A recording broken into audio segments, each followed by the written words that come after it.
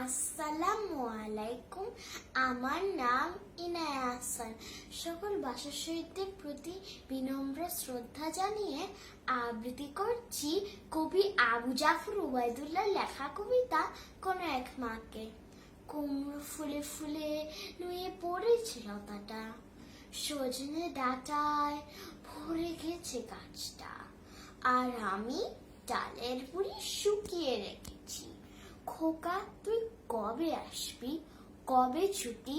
চিঠিটা তার পকেটে ছিল, ছেঁড়া আর রক্তে ভেজা। মাগো ওরা বলে সবার কথা কেড়ে নিবে, তোমার কোলে শুয়ে গল্প শুনতে দেবে না।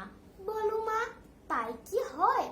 তাই তো আমার দেরি হচ্ছে তোমার জন্য কথার ঝুড়ি নিয়ে, তবেই না বাড়ি ফিরবো।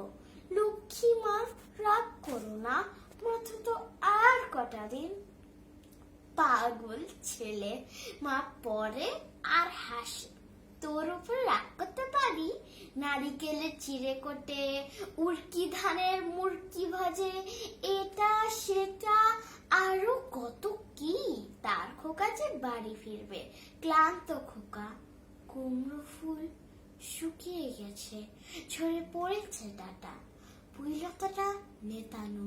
খোকা এলি সাপসা চোখে, মা তাকায় উঠানে উঠানে, যেখানে খোকার সব শকুনির ব্যবচ্ছেদ করে। এখন মার চোখে চৈত্রের রোদ পুড়িয়ে দেয় শকুনিদের। তারপর দাওয়ায় বসে মা আবার ধান ভানে, বিন্নি ধানের খুই বাজে। খোকা তার কখন আসে, কখন আসে।